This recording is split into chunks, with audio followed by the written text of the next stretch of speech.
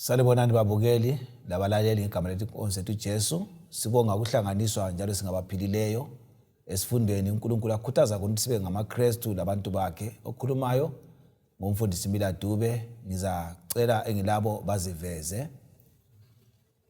Ngiyalibingelela ngegama lenkosi yethu Jesu. Siyalamukela kulesi sifundo sesithathu sanamhlanje. Okhulumayo ngumfundisi uKhonzile Khumalo. Salibonani balaleli lababukeli. Thanda ukulibingelela ngegama lenkosi yethu Jesu. Siyabonga inkosi esihlanganisile njalo kusifundo sanamhlanje. Okhulumayo nguNozinhle Ndlovu. Salibonani bathandekayo ngegama lenkosi yethu Jesu. Siyalamukela kusifundo sanamhlanje esilokukholwa ukubana liyabusiseka ngazo zonke izifundo ngoba lathi sinje siyabusiseka. Okhulumayo nguSikhathele Ncube. Asicimezeni lapho sikhulekayo. Baba wethu osezulwini, sithanda ukubonga ithuba elihle osinika lona lokubana sifunde isifundo sakho. Esinxusayo manje ngumoya wakho engcwele ubana sihumutshele sonke sinjengoba sinje ngitsho labalaleli lababukeli sizwisise khona kanye ufuna siwuzwe insuku zokucina ukuze silungele umbuso wakho zamasinyane. Ngawe Jesu ngiyakhuleka, amen. Amen. Siyabonga balaleli lababukeli, siyabonga bafowethu lapha labo mama ukuthi singene esifundweni sikusifundo sesithathu. Sikhuluma ngokuthi amandla kaKhristu aphakanyisiweyo. Sikhangela ibhuku lika-Efeso lapho esivezela khona ukubana kule nkolo ethile ukuthi kulamandla ayebusa abantu. Lakathesi kulezinto esizesabayo ezingani ziyasincindezela ziyasibusa sethuke sizokhunjuzwa lapha ngesifundo sika-Efeso. Paul ekhuluma ukuthi akhona amandla abusayo okumele siwakholwe. Sizavula ivesi yethu esiyandulela ekwazwa ngekhanda u-Efeso 1 verse 19 lo 20. Sibalela mando. Verse 19. Lamandla akhe amakhulu okungela kulinganiswa kithi thina esikholwayo. Amandla lawo afana lokusebenza kwamandla akhe amakhulu awasebenzisa kuKhristu emvusa kwabafileyo emhlalisa esandleni sakhe sokunene ebukhosini basezulwini. Ivesi le ikhuluma ngamandla amakhulu. Amandla la amakhulu avusa uKhristu wasehlaliswa futhi esandleni sokunene waseswa ngumbusi. Ngamandla bani nxa silayela ivesi nxa ibala layo esingakuphuma la ukuthi ngamandla kanjani ukuthi ngamandla amakhulu avusa uKhristu wahlaliswa esandleni sokunene sikaBaba ngomoya oyingcwele. Khonapho mfundisi nxa sikhuluma ngamandla nginanzelela vele ukuthi empilweni sidinga amandla ukwenza iloba yini. Yeah. La mandla ukukhulunywa ngawo asomandla amancane. Amandla uNkulunkulu awasebenzisayo ukuvusa uKhristu uJesu. Ngoba singananzelela mfundisi ukufa abantu bayakwesaba. Ekufeni bonke abantu bathi ngqe. Ngitsho lamadokotela yiwo uthi abambe impilo. Ungafika ekufeni kukhona lapha abangachaphi khona. Kodwa sithola uNkulunkulu esebenzisa amandla amakhulu emvusa uKhristu Jesu. Endokukholwa ukuthi khona sizakubusiseka lesi sifundo. Lapha sifunda ngala amandla akwanisa ukwenza ongeke kwenziwa ngumuntu khona lapha emhlabeni. Nxa ngaqathanisa mfundisi Khumalo akukhulumayo lapha umama ukuthi amandla amakhulu la ngaKhristu. Kodwa ke emhlabeni umuntu wonke amandla uyafuna. Umuntu wenzile indizamtshina ezilama engine ambalwa alamandla. Abantu kuthiwa balamandla ukuthi uyangada phezu kokhomane ahambe singamboni. Ngamandla anganaphakeme. Kodwa nxa siqhatha ngamandla kaJesu la siyabona ukuthi khanya sizafundiswa lapho ukuthi hayi kulamanye amandla adlula esikwesabayo. So safisa ukuthi abalaleli baphume lathi siphume sisazi ukuthi nguphi olamandla siphila njani laye ukuze lathi lawo amandla siwathole. Siyabonga ukuthi balaleli singena esifundweni ke lapho umlimi azasincedisa khona ukwazi ukuthi ekufundeni kwethu ngoPaul ebhala kuba Efeso ukhuluma izinto ezintathu esiyakhuluma ngazo kakhulu ukuthi okwakuqala uJesu lo owavuswayo wavuswa ngamandla amakhulu akaNkulunkulu. Okwesibili uJesu lo wasehlaliswa kaNkulunkulu wasesiba ngumbusi engumuntu kaNkulunkulu ngenxa yamandla kaThixo amvusa ngayo wamnika isihlalo. Okwesithathu zonke izinto zingaphansi kwaKhristu. Zingazibe yini esizibonayo lesingaziboniyo ezesabayo. Okwesine okokucina yikuthi uKhristu uyinhloko yebandla lakhe lakho konke okusemhlabeni. Kasingene ke esifundweni sibe lentokozo yokwazi ukuthi kulamandla ezawakholwa nxa siwamukela lesiwakholwayo nxa siphakathi kwawo azasinika ukuthi siphile impilo ehlambulukileyo njalo impilo lamandla. Sibambela lapho mando Efeso 6 verse 21 lo 22 sikhangele kakhulu ukuthi la mandla akhulunywayo nguPaul kwa Efeso asikhuthaza lathi ukuthi singaphila ngayiphi indlela atholakala ngokukhuleka la ngokubonga. Sifuna ukuthi sikubone ukuthi kuyini esizakwenza ukuthi size sithela amandla nxa sikhuleka sibonga. Sibale Efeso 6 verse 21 22. Verse 21. UThikikusi umzalwane othandekayo lo ingcebo ethembekileyo enkosini uzalitshela konke ukuze lani lazi ukuba nginjani kanye lalokhu engikwenzayo. Ngimthuma kini ngalokhu ukuba likwazi ukuthi sinjani lokuze aliqinise. Ngicine ku verse 22. uPaul lapha mfundisi Khumalo ukhuluma ngokuthi ulembali alayo eyakhe. Ufuna yaziwe libandla la ese-Efeso. Abesekhuluma ukuthi ngithumela uThikikusi lokuthi ayichasisa le imbali. Kukhona zakukhuluma kunengi ngaleli bandla ukuze bebekwazi ukuthi uPaul uyabakhulekela futhi uyababongela ukuthi ekukholweni kwakhe babe lengxenye lawo lengxenye. Sifundo wane sisithola ngamavesi laso abaliweyo. Now esikunanzelelayo ke uPaul ebhala esentolongweni uyezwa ngokukholwa kwabazalwane lapha njalo la ngokukhula kothando lwabo omunye komunye. Yikho esithi umzalwane othembekileyo ngiyamthumela kini uThikikusi oza kulazisa konke ukubana khona kangimanga ukulikhulekela. Njalo ngibonga uNkulunkulu ngalokhu engikuzwayo ngokukholwa kwenu njalo la ngokuthandana kwenu. Njalo wayenanzelela uPaul lapha ukuthi babezungezwe njengoba sikhuluma ngamandla kaKhristu Ophakanyisiweyo. Babezungezwe zinkolo ezazikhona ezazikholwa amandla thize izithixo thize ezazikhona. Kodwa ke bona uPaul ubakhulekela ukuthi khona ke bazwisise ukuthi khona akhona amandla adlula lokho okubazungezileyo. So esikuthola lapha lathi ukuthi khona kuqhakathekile ke ukuthi khona sikhulekelane. Kungakhathalekile ukuthi umumo okuzungezileyo unjani. Ungazikhulekela wena kuqhakathekile yebo kodwa lokukhulekela omunye umuntu ukuthi ukukholwa kwakhe kungehluleki. Kumumo angabe edlula phakathi kwawo. Ngoba laba baseFeso babezungezwe ngamandla wana laba bekholwa izinkolo lezithixo ezithize. Kodwa uPaul wayefisa ukuthi bazwisise ukuthi khona kulamandla amakhulu adlula khona lokho abaphakathi kwawo. Amandla wana lawo ngakaNkulunkulu ngoKhristu onjani Ophakanyisiweyo.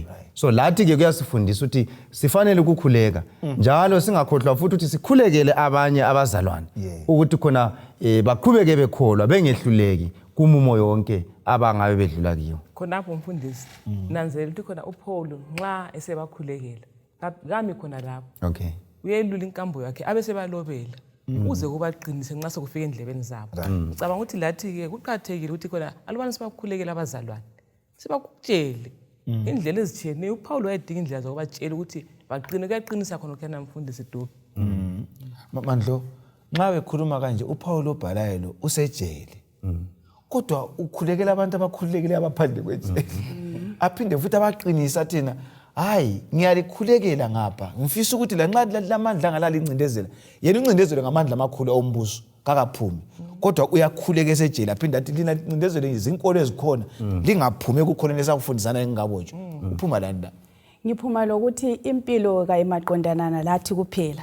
Kodwa lanxa kunzima ukukhuleka kasiyekeli.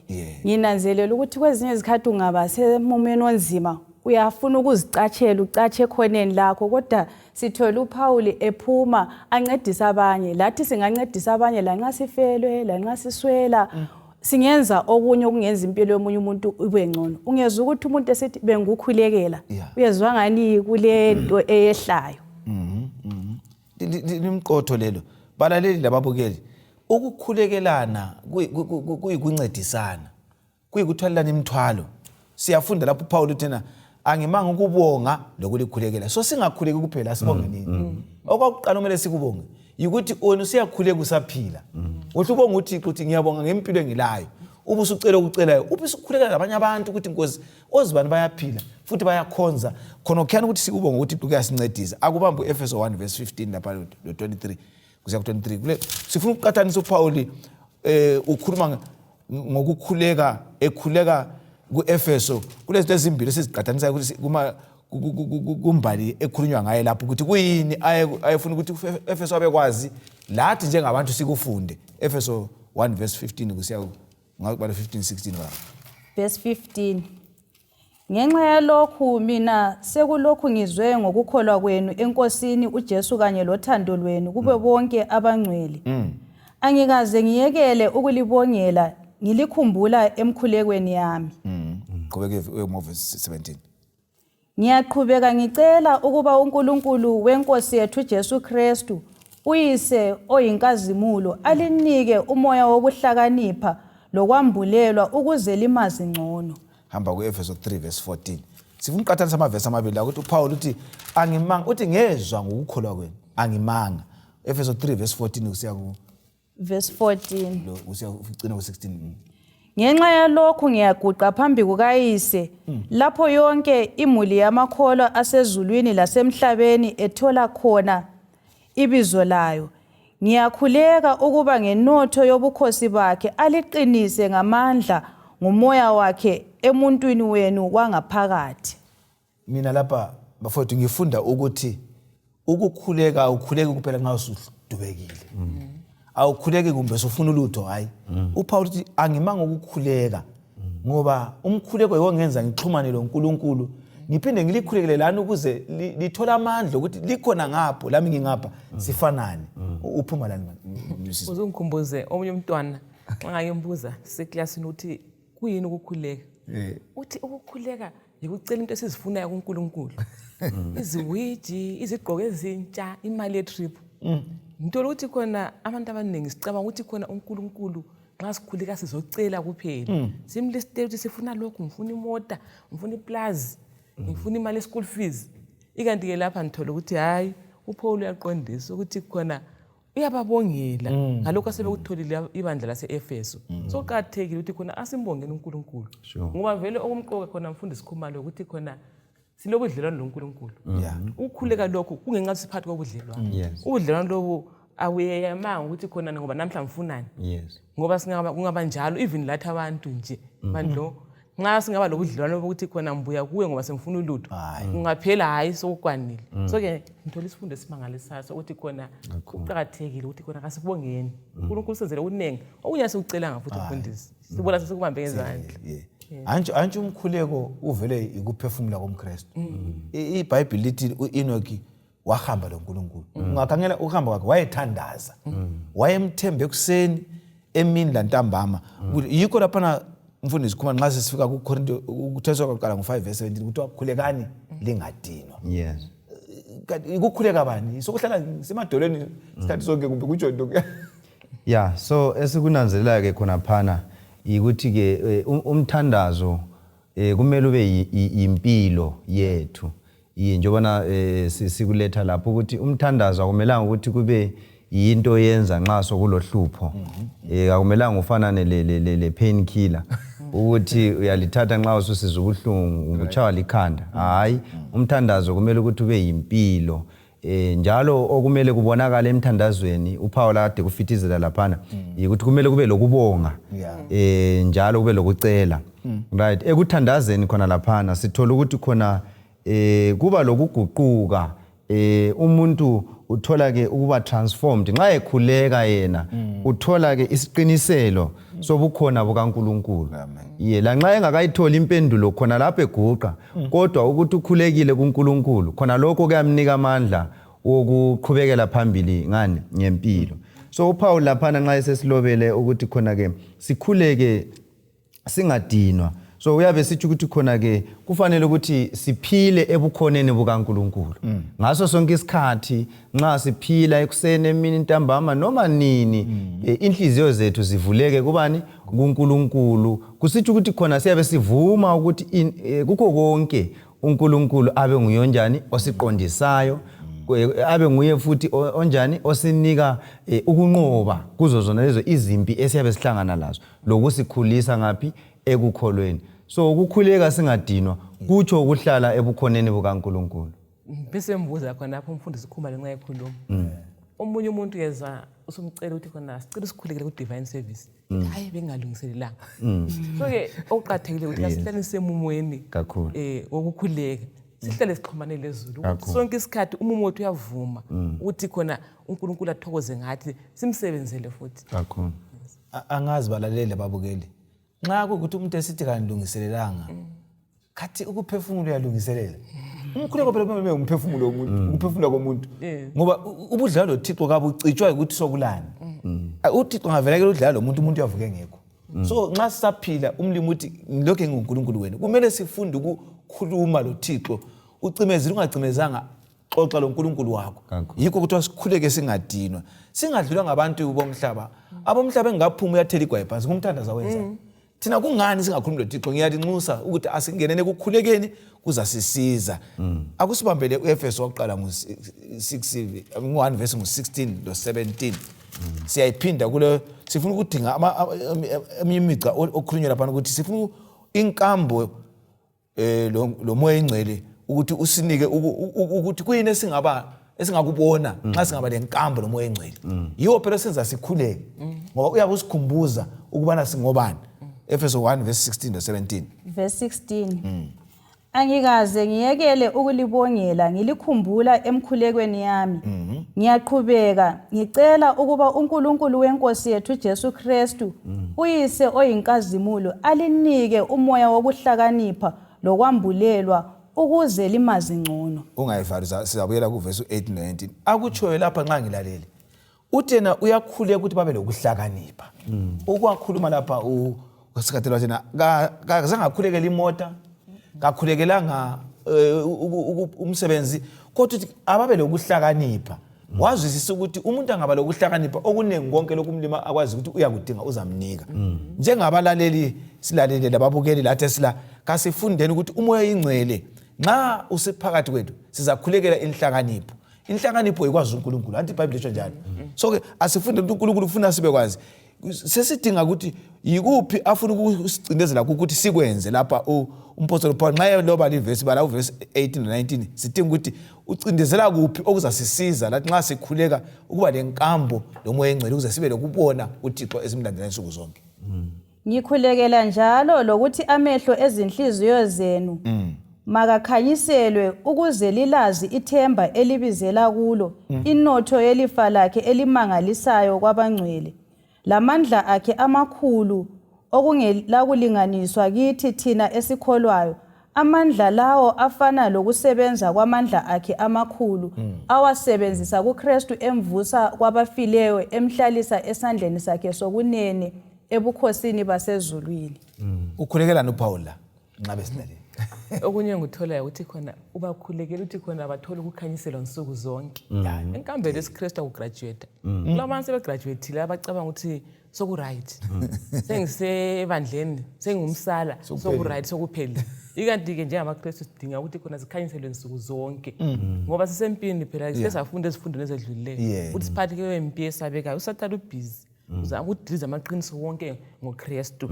Then okunye ngutholayo futhi khona apha nqade lokho esikhuluma ngokuhlakanipha uPaul abacelela khona. Lekwazi ukuthi inhlakanipho yasemhlabeni nenhlakanipho yezulu kwehlukene. Akufanani. Uyezwa umntaka amazivani ukhaliphelelwana ulikhanda. Secanda umuzi khathesi. Sethekele embuzi. Ulesitanda futhi eCountry Park kube ngaphi. Inhlakanipho ngamehlo omhlaba. Ikanti ke sithola ukuthi khona uZaka 1 verse 7. Uthi uhlakanipha okukhona kuphela ukwazi uNkulunkulu ngoba uthintile umfundisi wathi kunene unjani uza kulandela alubane ususazi uNkulunkulu asiceleni ukuhlakanipha la nxa singawucela esikucelayo asiceleni ukuthi asinanzelele ukuthi khona okumqokwa yikuphi kumele uqale yikuphi. Mina engozwisisileyo lapha ukuthi uPaul ufuna uNkulunkulu bamazi ngcono ngangokuthi angabe nguNkulunkulu kaPaul kodwa abe nguNkulunkulu wabo. ebeseveza futhi ukuthi lethemba lela ababizelwe kilo balizwisisa ukuthi uNkulunkulu wasikhetha wenza konke osemandleni akhe ukuthi sisindiswe. Ngaleso sizathu uyabe lonke efithizela. Sengathi balaleli uNkulunkulu lo esikhuluma ngaye engaba uNkulunkulu wami abe uNkulunkulu wakho hathi uNkulunkulu kaPauli kuphela. Yikho sihlabela ukuthi amandla kuElijah abe khona lakithi.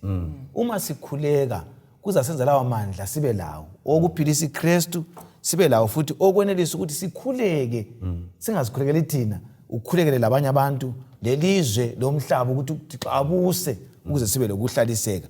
Siyabonga abalali abukele ukuthi umlimi uzosikhuthaza kule iviki ukubana kasifundeni ukuthi sibe lomoya engcwele esikhulekela uhlale kithi usikhumbuze intando kaNkulunkulu. Sifunda ngamandla lapha. Amandla avusa uKhristu. Amandla ukuthi aphezulu kwamandla wonke. Kambe singaphatheka kuwo njani njengamaKhristu lathi? Singaba ingxenye la amandla ngayiphi indlela?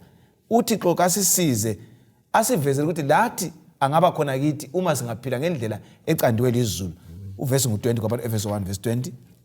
Verse 20. Awasebenzisa kuKhristu emvusa kwabafileyo emhlalisa esandleni sakhe sokunene ebukhosini basezulwini. Nxa ngilalele kuthi ukuvuswa kukaKhristu kwakhe engcwabeni kusinike igunya lamandla ukuthi lathi silamandla okunqoba. Nxa ngulalela kuthi ukuthi uKhristu nxa evukile ngesikhiwa yigaranti wonke umuntu okholwayo kuKhristu ungesaba amandla obutha owabuye abanye kuthiwa kuyake kuyimgane ebusuku amandla ongaboniyo abanye babona imlilo ngamandla ongaboniyo kodwa kuthiwa uKhristu nxa wavusa kwabafileyo lathi silamandla ovuko sithola ndaba. Kathi nxa uNkulunkulu esemhlalise ngakwesokunene sakhe ngempela sengumnqobi.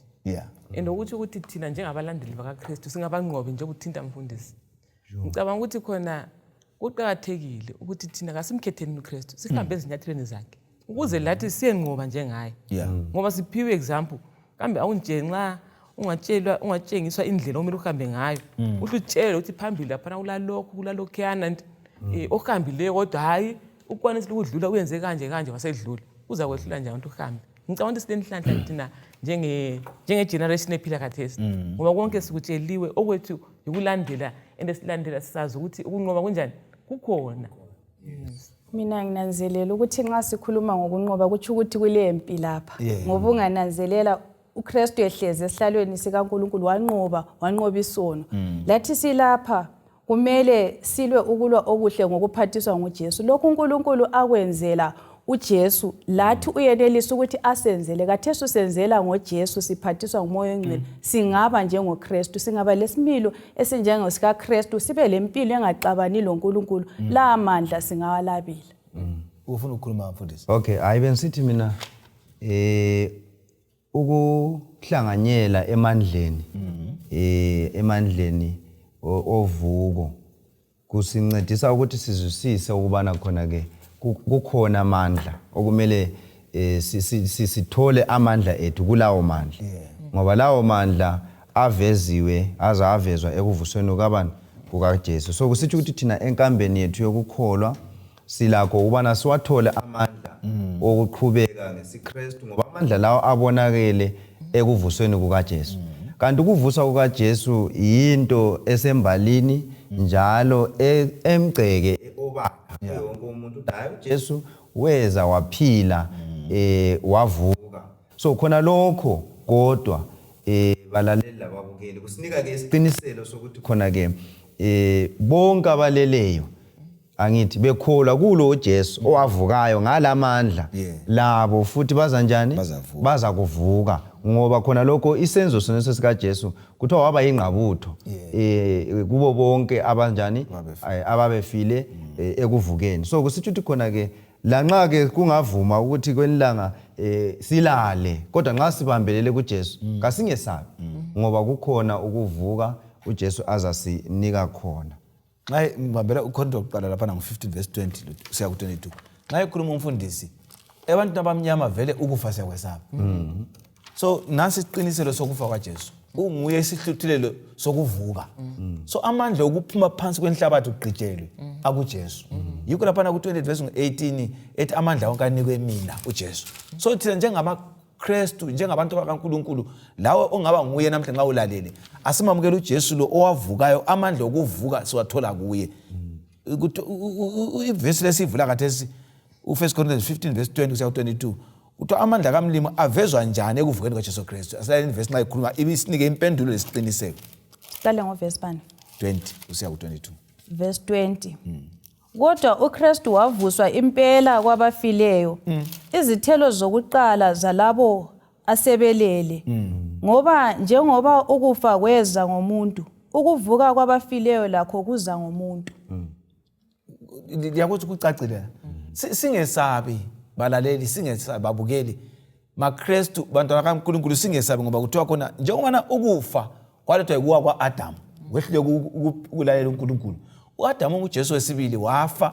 wavuka so okusethiselayo kusuku okusethiselayo kumbe ngwemdenini kumbe economy iyasethisela elizweni singesabi kukhona uvuko nxa singalala kuKristu lamandla okunqoba singalalanga sisaphila futhi kuJesu kuhleke siwamukela amandla siphile ngawo kuzasiza empilweni yethu kuyini ke singakwenza okungenza ukuthi sihlale singabantu abakhonzayo belamandla kaKristu singenzani empilweni ukuze singobe ukuphendula khona phana maybe ngiqale ngokuthi mina ukuvuka kukaJesu yes ukuvuka kukaJesu namhlanje kusincedisa ukuthi khona ke sibe lamandla evangelini sibe lamandla ekulichumayeleni ivangeli ngoba kuthiwa khona nxa kungekho ukuvuka kukaJesu then ukuchumayela ivangeli kuyize njalo lokukhangelela izibusiso kuNkulunkulu futhi kunjani kuyize ngoba sizithola ngoJesu wavukayo ongakosokunene sikabani sikababa kanti njalo ukuvuka kukaJesu khona lokhana kwenza ukubana sibe lesiqiniselo sokwamukela umoya ngoba ekuvukeni kwakhe uJesu siyangakosokunene umoya ingcwele weza ukubana ke abe lathi so khona lokho kusinika ke njalo isiqiniselo sokuthi khona ke umoya ingcwele usebenza phakathi kwethu ngenxa ubana uJesu njani uvukile kusuthi indaba leyi iyisiqiniselo sevangeli therefore kusithi ukuthi thina ke khathesi kufanele ke siphile impilo ezakwenza ukuthi khona ke sibe lengcenye kuloko kuvuka okuzabuye angazi udadewethu ulani angafisa ukungezela khona phana ngokuthinta ukuthi khona umoya ingcwele nguye kuphela ongasiphathisa ukuthi khona sixhumane noJesu kumele simdinge sonke isikhathi simdinga ngokufunda izwi simdinga ukukhuleka indlela esiphila ngayo kayilethe ngithi umhlabathi ovundileyo ozavuma ukuthi umoya engcwele athole indawo yokuhlala yikho kuphela sakwazi ukuthi sathola amandla uthintile lapha uthi ingoma ithi khona amandla ekhona endulanti namhlanje asekhona ngithi okwethu kudingakala kuphela ukuthi sivume njalo siyenze sibe ngumhlabathi ovundile ukuthi umoya engcwele athole indawo yokuhlala abasebenza angakusebenza ngathi aveza amandla akhe oloba uthi kuyini ongasenqabela yiwapha amandla angasinqabela ukuthi sithole amandla esiwadingayo yikungaphili ngentando kaKhristu kuphela ngikhangela amagetsi amandla kagetsi asuka eKhariba amanzi angaphela ngapha yaphela amagetsi imoto ivuka nxa ibhatiri lamandla so umuntu ibhatiri lakhe nguJesu singavele sekele kunamathela sixhumane laye kasilawa amandla wesiKristu awumthandazo lawo kunqoba umlimi kasize balalela babukeli sifunda ukuhlala sixhumelele uNkulunkulu ngoJesu Kristu owasifelayo uKristu ke sifunda ngaye lo kuthiwa ulamandla entweni zonke amandla kaKristu akhona endaweni zonke into zonke ongazikhuluma emhlabeni kazila amandla ukudlula uKristu kungaba yikufa akulamandla kungaba yikugula akulamandla kungaba imali engathengiyo economy esikhuluma ngayo elizweni lakithi ayilamandla singaya kuKristu zonke into zinyathelwe nguye azila amandla kuye sibambela uEfeso 1 verse 21 uEfeso 6 verse 12 bese sixoxa ngalama verse aveza ukuthi uKristu ulamandla entweni zonke ngoba nguye owanikwayo lapho wavuka ekufeni Efeso 1 verse 21 ngaphezulu kokubusa konke lobukhosi lamandla kanye lombuso lamabizo wonke angachiwo kungasikho ngalesi sikhathi kuphela kodwa lakuleso esizayo 6 verse 12 6 verse 12 verse 12 ngoba akasilwi lenyama legazi kodwa silwa lababusi lemibuso kanye lamandla omhlaba lo ogcwele ubumnyama, silwe njalo lamabutho emimoya emibi emibusweni yasemazulwini. Liyezwa lapho ukuthi uPaul uyavuma ukuthi amandla akhona aphikisana lamandla la esikhuluma ngaka Jesu Kristu. So kulamandla ayimpikiswano loThixo. Kodwa kuPaul uthi hayi, kodwa silo Jesu onqobileyo. Yikho esithi lapha ku12 asila lemibuso ebambekayo, asila lenyama lakhe, sila lemibuso engabonakaliyo. Kudinga ukuthi sibe lo Jesu owayinqobayo evuka lapha. Anti uvesi 8 uMateyu uthi amandla wonke anikwe kimi. So amandla la singaba lawo, lemimoya esingayiboniyo siyayinqoba. Siphuma kula mavesi amabili. Ukhuluma into enthandekisileyo ethe yena amandla la akasebenza uphela izolo, lalamhla asebenza. Ngoba uJesu lowavukayo uyaphila. Futhi sikubani? Esikunanzelelayo ke lapha ukuthi uPauli uqale wasivezela ubudlelwano bukaBaba loJesu ukuthi esephakanyisiwe waba ngasokunene sikabani sikaBaba, waphiwa lawa amandla. Khathesi sesinika njalo omunye umcabango okubana ubudlelwano bukaKhristu lama powers akhona, ukuthi ngenxa ukuthi yena sesamukele lawa amandla wonke ezulwini nasemhlabeni, lawa amandla lawa akhona emhlabeni obumnyama ayiyo azungeza abaseFeso alokhe bethusela, kuthiwa uJesu uphezu kwawo.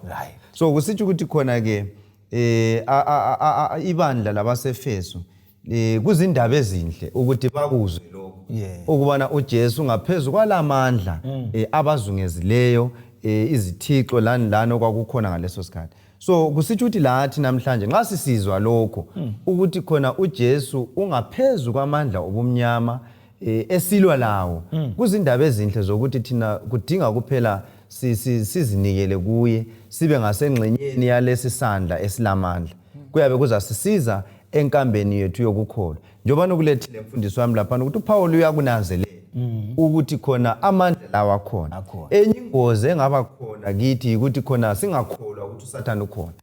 Yiyo ingozi uSathane afisa ukuyihlanyela ebantwini ukuthi yena akakho, ububi hayi ukuthi ibubi benhliziyo kumbe izinto ezenzakalayo nje kuphela.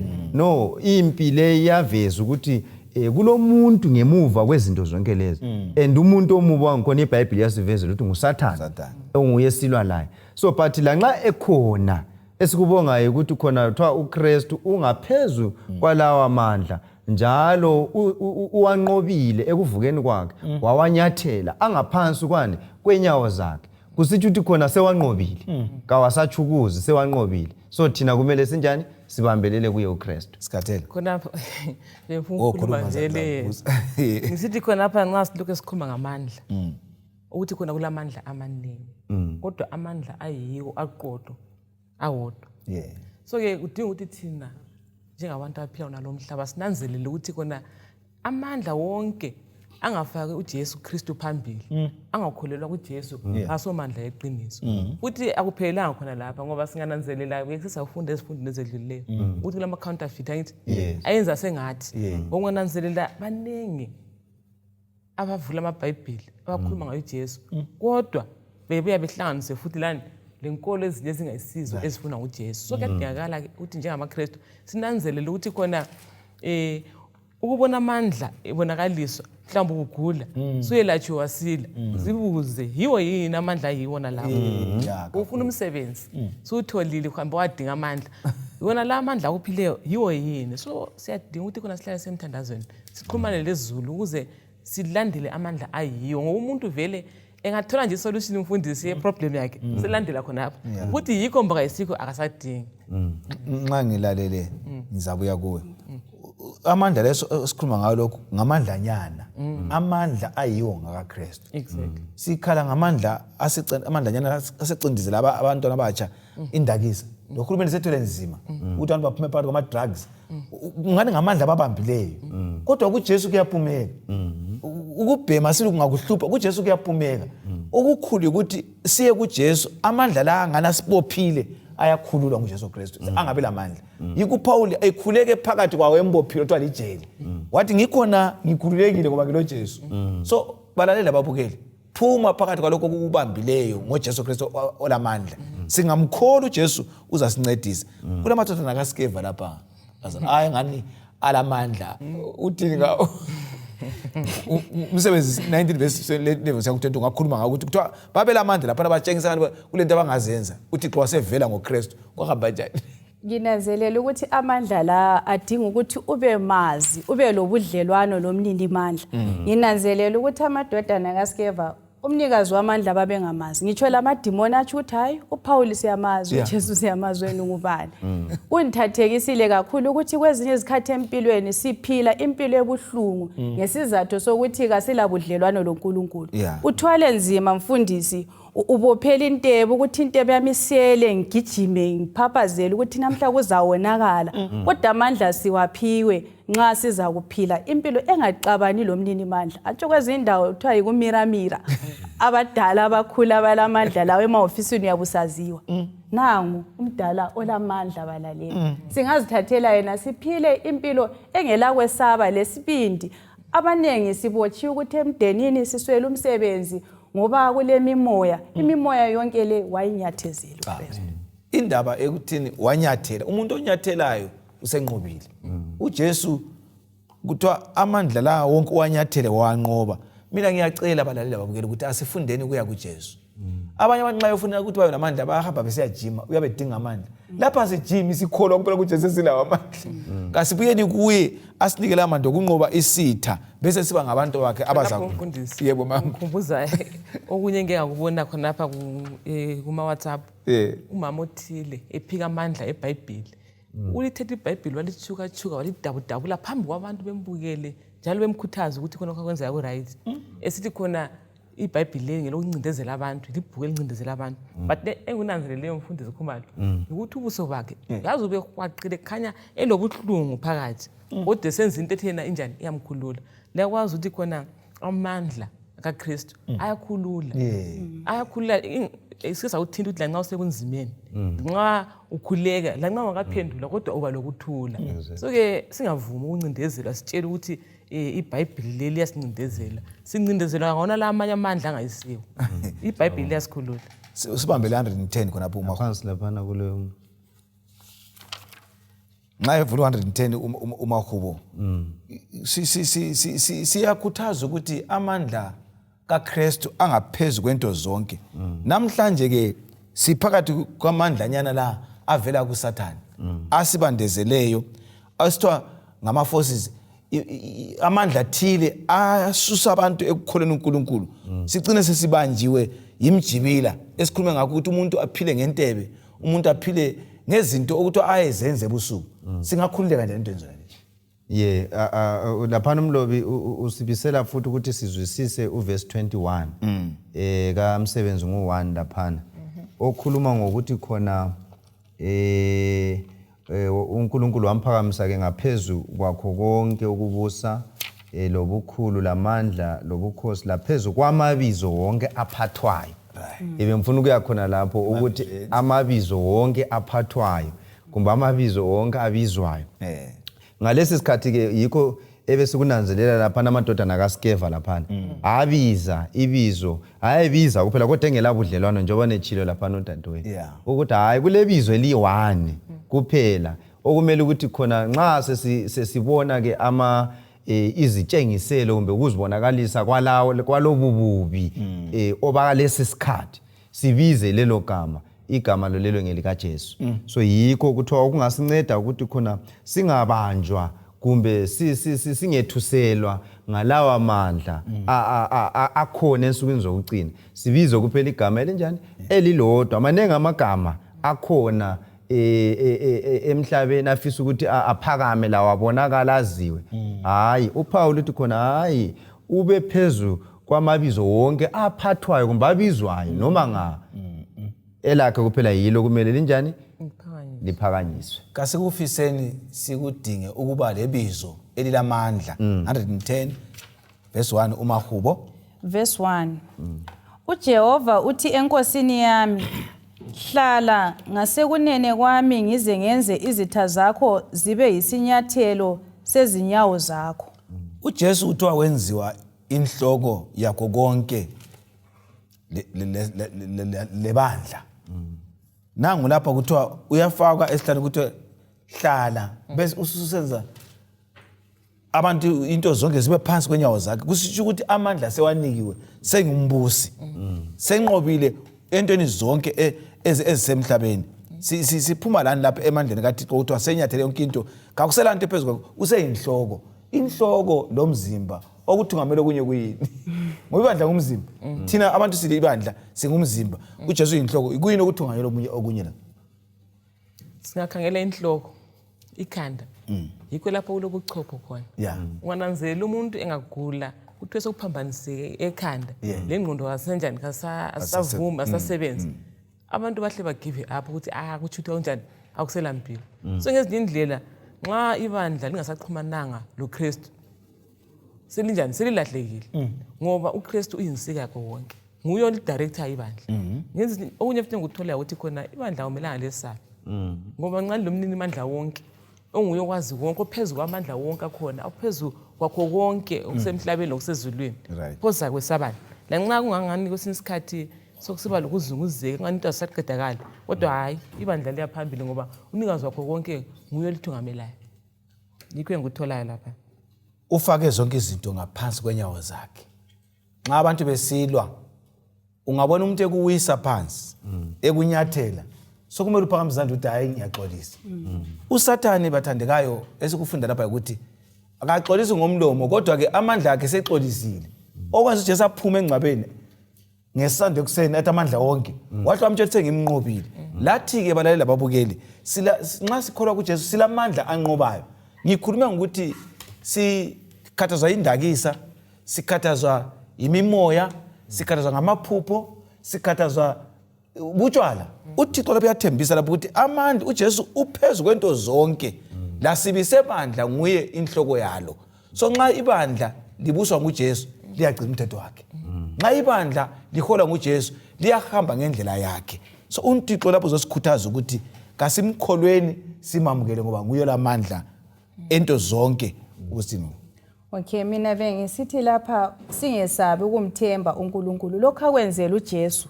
Lathi uyenelisa ukuthi asenzele. Izikhathi eziningi abantu bathi sitshela ihistory yakhe, sitshela iCV yakhe. Ukuvuka kukaJesu lokho kusinika isiqiniselo esikhulu ukuthi hayi ivine kwehlulekeni kwethu mfundisi lebuthakathakeni bethu.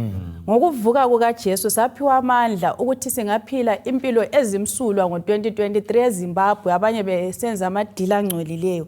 Siyahlambuluka ngoJesu nxa sivuma.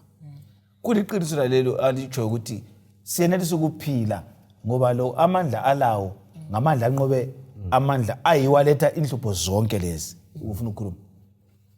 Bengikhangela khona uzihlabelelo ngo8 verse 23. Lapho esithi khona lapho ngikhangela amazulu akho, umsebenzi wemine yakho, inyanga lenkanyezi owazimisayo.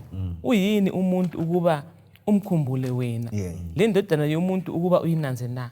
So ngithola uNkulunkulu omkhulu omangalisayo ngoba sho mfundisi ngacabanga inyanga ucabanga inkanyezi. Ukhona vele ongayenza khona. Ngazi ngavuka zingekho inkanyezi kumbe inyanga ingekho. Sonke siyaphelelwa. Bazagijima ama scientists agcina indawo yonke ukuthi kade uhambe njani. Lempendulo ngeke beyithole. But uNkulunkulu ngiye okudalileyo ngekho kuthiwa ngemine yakhe.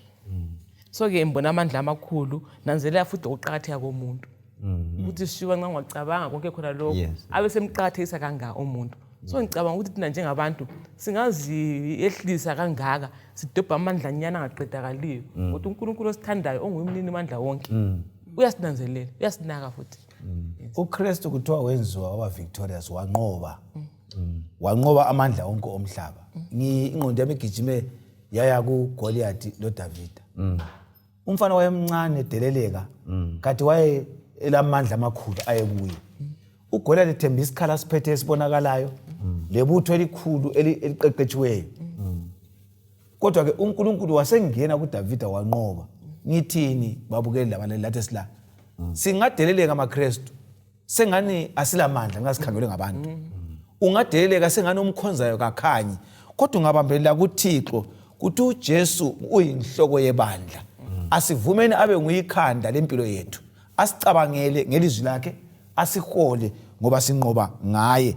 Akula umuntu ozanqotshwa yisitha uma elamandla amakhulu akaJesu Kristu. ekuthandazeni kwethu singaba nenkambo elamandla uma singafunda ukukhuleka sinobudlelwano noThixo. Engikufunda lapha ukuthi nxa uJesu wenziwa waba ngamandla wanikwa amandla lathi sikholwa kuJesu uJesu wayevuka kusene siyakhuleka lathi asivukeni njengaye siyakhuleka lathi kasibaleni ilizwi njengaye yikuthi sinqobe. Mbambela njalo futhi uEfeso 1:22-23 kule muce ngufuna lapha bese sixoxa siye lapha ekugcineni. Verse 22. uNkulunkulu wabeka izinto zonke ngaphansi kwezinyawo zakhe, wamkhetha ukuba abe yinhloko yezinto zonke ebandleni, lona elingumzimba wakhe, ukuphelela kwakhe yena ophelelisa izinto zonke ngezindlela zonke. Uphelelisa izinto zonke ngendlela zonke, uphelelisa lo muntu.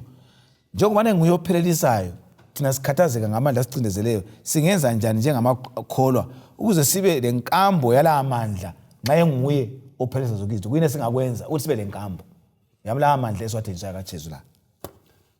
Okumele sikuzwisise mfundisi wami laphana yikuthi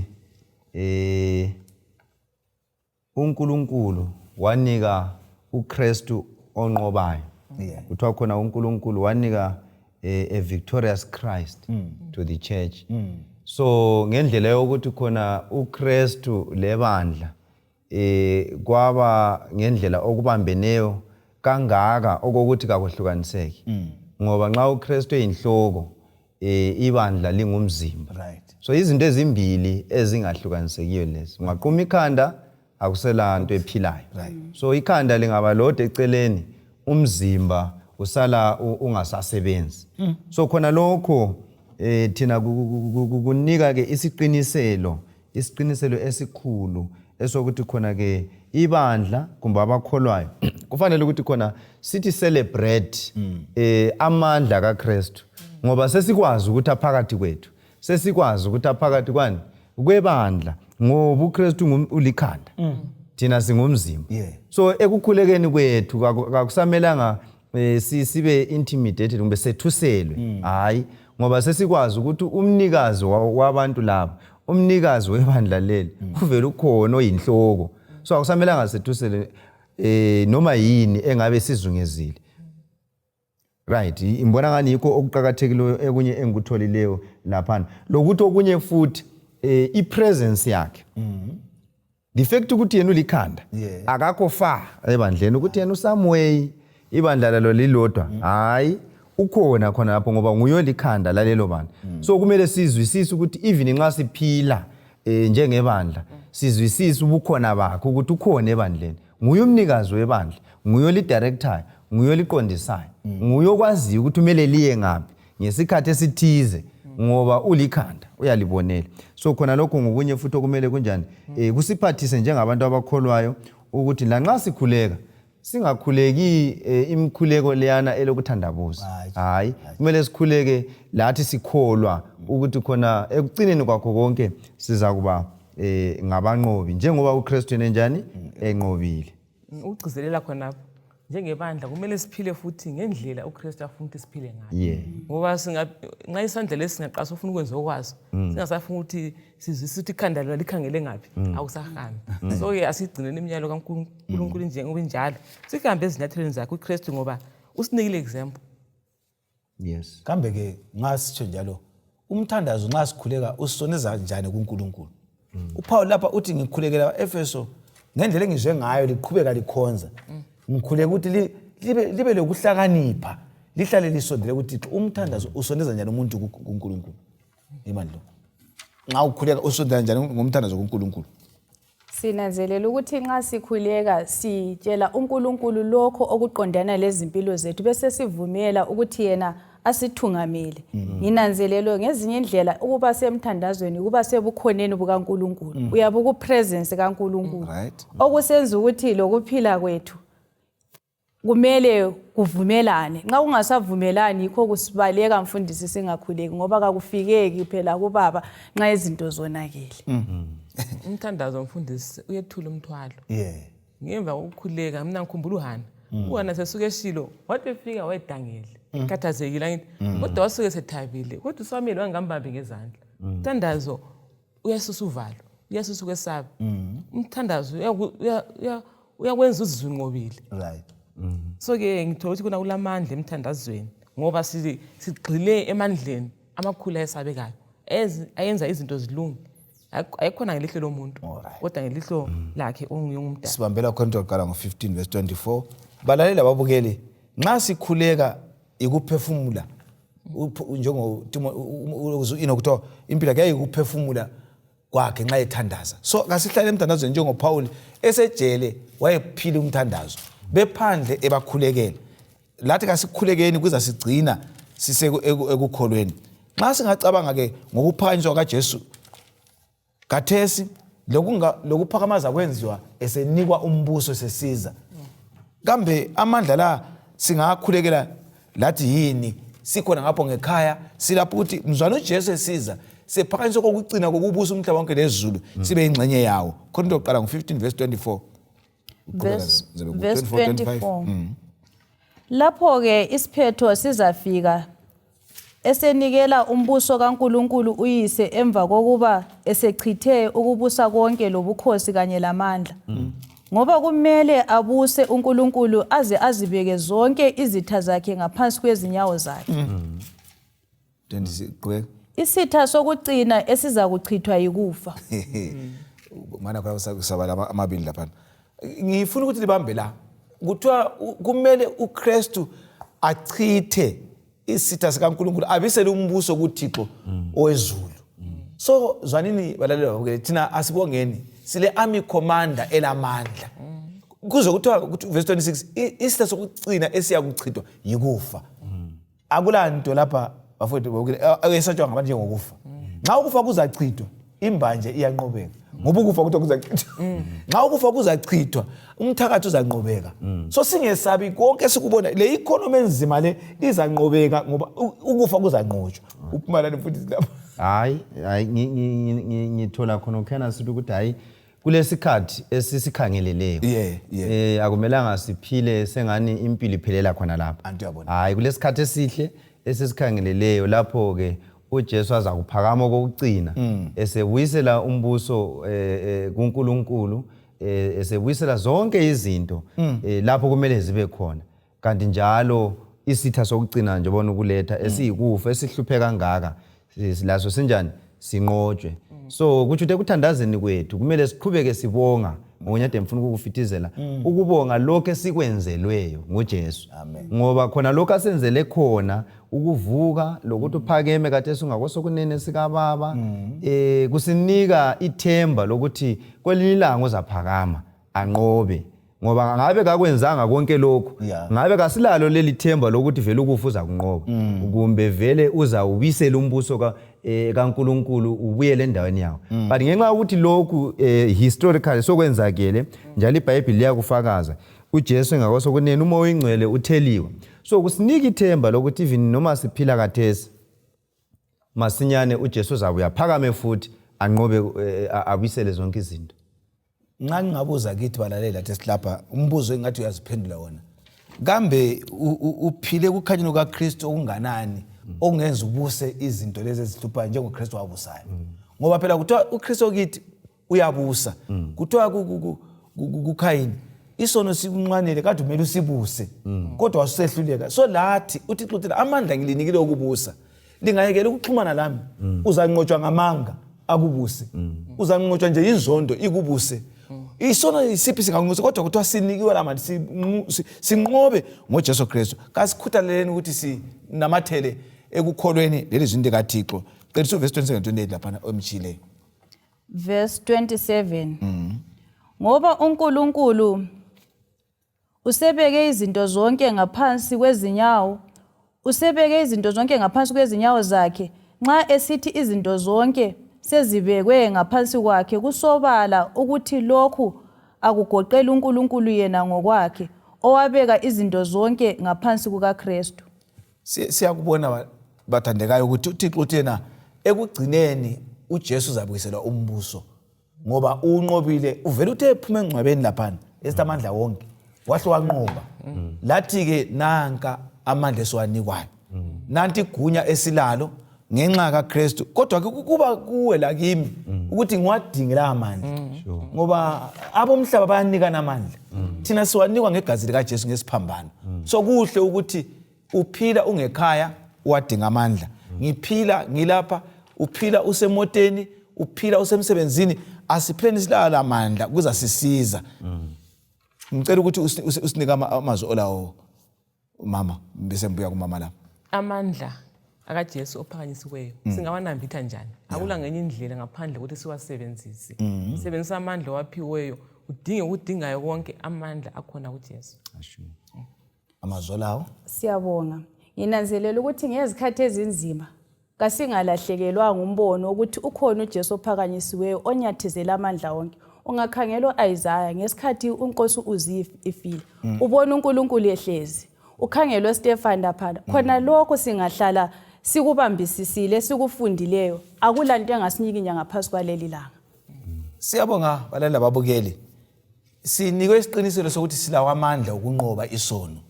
Amandla okunqoba izitha zikaNkulunkulu okuyizono ezisihluphayo lezinto ezisicindezela ukuthi sikholwe kuhle.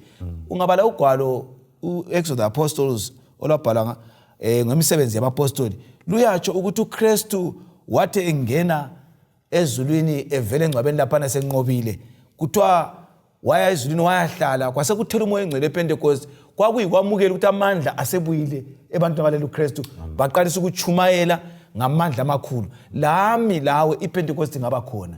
Unganamathela kuJesu iyahlala iPentecost ngomoya engcwele yabokusebenzisa. Bengifisa ukuthi silapha sonke labalaleli babukeli sicela iPentecost yokuhlala sixhumelezwe ngomthandazo. Sibonga uThixo bese sibambelela kuye. Sinika amazwi usisikhulekela mfundisi ekucineni ngemva kwamazwi lawo. Hayi siyabonga babukeli labalaleli.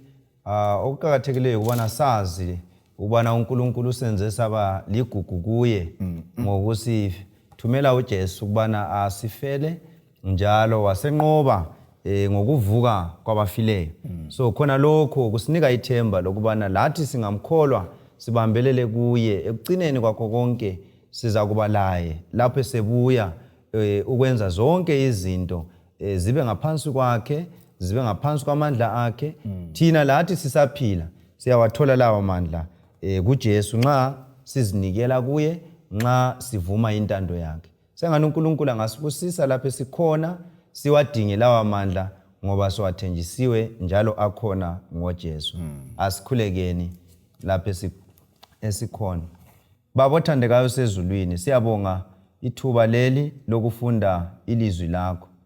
Siyabonga Nkosi sesizwile ngoJesu ophakanyisiweyo la ngamandla asethembisa wona. Siyabonga njalo esethembiso sokubana nxa sikhuleka sibonga njalo sicela uyasamkelisa ukubana siphile ebukhoneni bakho. Sibusiseke Nkosi umuntu munye ngamunye singethuselwa isitha, singethuselwa imimoya lakho konke okusemhlabeni. Sazi ukubana akhona amandla angaphezu kwamandla wonke obumnyama womhlaba. Sinike kubambelela ngakuwe ngaso sonke isikhathi. Isifundo lesi sengani Nkosi singahlala ezinhlizweni zethu ukusikhumbuza njalo ukubana khona amandla kuwe Jesu. Bese siphilela wena njalo siphilele ukutshela abanye lokufakaza ukubana masinyane uyeza uze usinike ukunqoba kupheleleyo. Konke lokho sikukhuleka sibonga ukubana uzasenzela khona. Ngayo Jesu asifelayo siyakhuleka. Amen. Amen.